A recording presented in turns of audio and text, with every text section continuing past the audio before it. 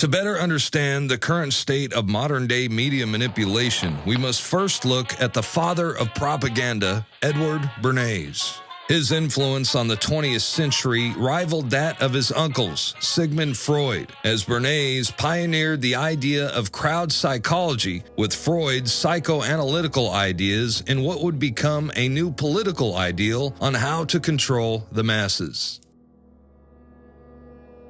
In his 1928 book, Propaganda, Bernays wrote, "If we understand the mechanisms and motives of the group mind, it is now possible to control and regiment the masses according to our will without them knowing it." He called it the engineering of consent and proposed that those who manipulate this unseen mechanism of society constitute an invisible government, which is the true ruling power of our country. It was Bernays who introduced the corporate giants to crowd psychology methods and polished techniques to manipulate society. He convinced the population to buy on impulse things they didn't even need by linking mass-produced goods to their own unconscious desires.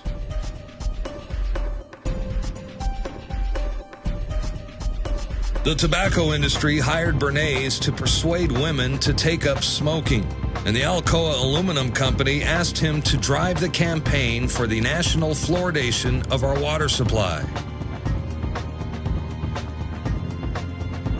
A consumerist culture was born, and the U.S. government took notice. In addition to famous corporate giants, Bernays also began working for the federal government. They adopted his technique of manufacturing ever-present dangers and then maintaining a constant state of fear to give those in power greater control of what Bernays called the mass mind. Edward Bernays, who's the father of modern advertising and propaganda, he literally wrote the book Propaganda. Joseph Goebbels, on record, the Nazi propaganda minister, used a lot of his information and twisted it to his own designs. Bernays was the chief psychological warfare expert for more than 20 years, advising the Department of War. He advised them to call it defense. Don't be honest anymore. Call it the Department of Defense, because you're actually going to run giant imperial slaughter operations.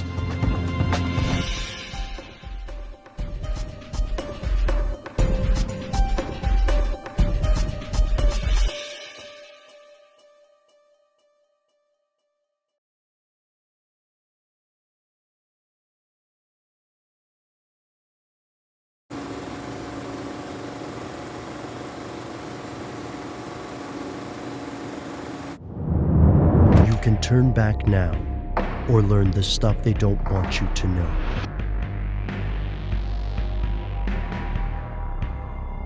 Here are the facts. Public opinion is big business. As of 2011, there were more than 7,000 public relations firms in the United States alone.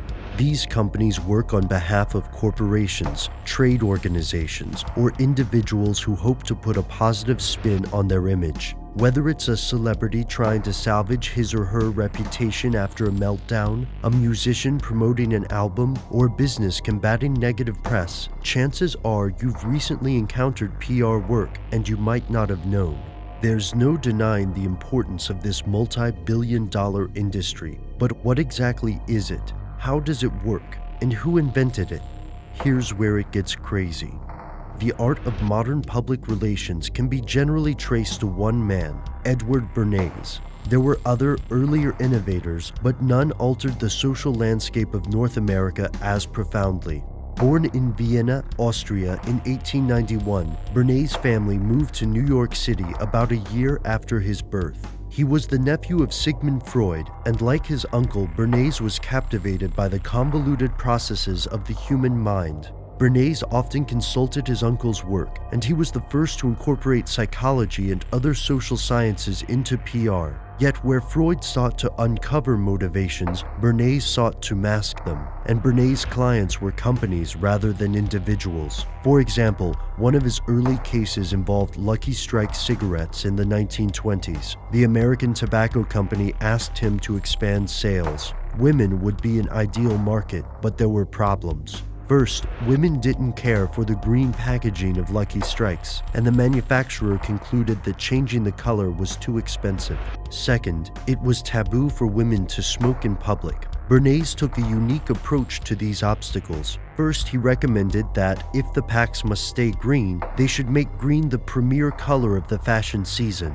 During his Green Ball campaign, Bernays convinced French designers to incorporate green into their latest fashion lines, and not just any green, but the specific dark green shade of Lucky Strike packaging. He also engineered a green gala at the Waldorf Astoria, featuring some of society's most prominent tastemakers. To address the problem of smoking in public, he linked Lucky Strike cigarettes to the women's liberation movement, arranging for young women to march down Fifth Avenue, smoking and calling the cigarettes torches of freedom. Instead of appearing to sell cigarettes, this seemingly spontaneous march appeared to be a part of the struggle for gender equality.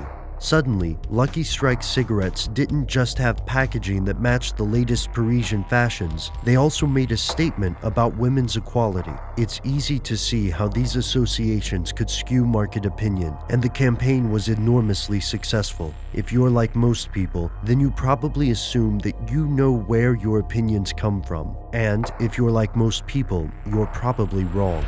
Humans tend to think of each belief as the result of a rational analysis, but this is not entirely true. Instead, our opinions are subtly influenced in numerous ways, and we're often not aware of this process. Edward Bernays tapped into this phenomenon to increase the sales of hairnets, cigarettes, bacon, and more, but that's just the beginning. He didn't restrict his talents to selling consumer goods. He persuaded consumers and citizens to approve of several other things, and that's probably something his clients don't want you to know. Here are the facts. Although Edward Bernays is little known today, his work speaks for itself.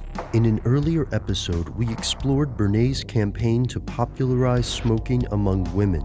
But this wasn't his only project. He's the reason Americans eat eggs and bacon for breakfast. Before Bernays, most Americans ate a light breakfast. In the 1950s, the Beech Nut Packing Company contracted Bernays to expand sales of bacon. Instead of attacking other bacon companies, Bernays courted experts. He wrote a carefully worded letter to 5,000 physicians asking them whether a hearty breakfast was better than a light one. The results made headlines. More than 4,500 doctors recommended a hearty breakfast and specifically mentioned bacon and eggs. Bernays' plan was a success. Business owners across the United States took notice, and they weren't the only ones. In fact, Bernays worked for the United States both before and during his corporate campaigns. However, they didn't pay him to sell bacon or cigarettes.